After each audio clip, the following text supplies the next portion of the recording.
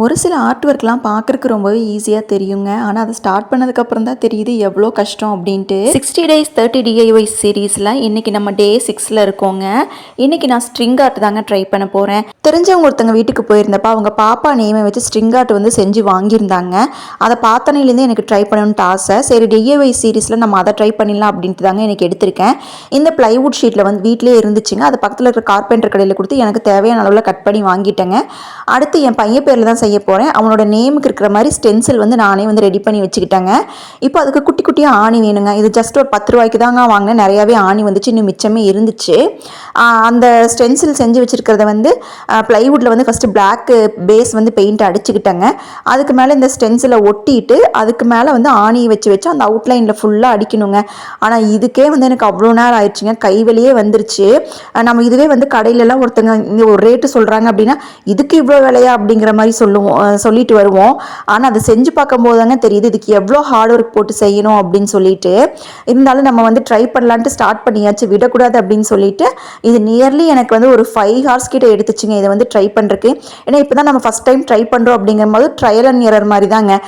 நம்ம செஞ்சு பார்த்துட்டு அது கரெக்டாக வரல அப்படின்னா திருப்பி எடுத்துட்டு வந்து செய்கிற மாதிரி இருக்கும்.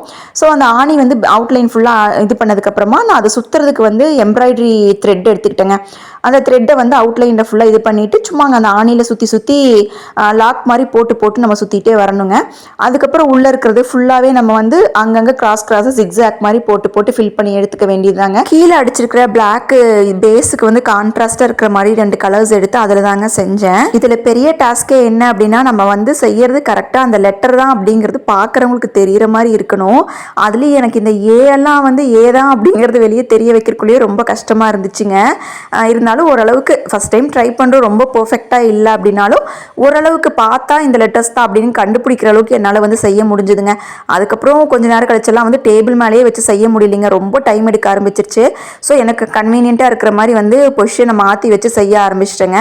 கடைசியாக ஃபைனல் ரிசல்ட் இப்படி தாங்க இருந்துச்சு. பிளாக் பேஸ் வந்து ப்ளைனாக இருக்குது அப்படிங்கிறனால அது லைட்டாக கிளிட்டர்ஸ் பெண்ணை வச்சு அங்கங்கே டிசைன் போட்டு எங்கிட்ட ஒரு இந்த சின்னதாக அந்த ஸ்ட்ரிங் லைட் மாதிரி ஒன்று இருந்துச்சுங்க.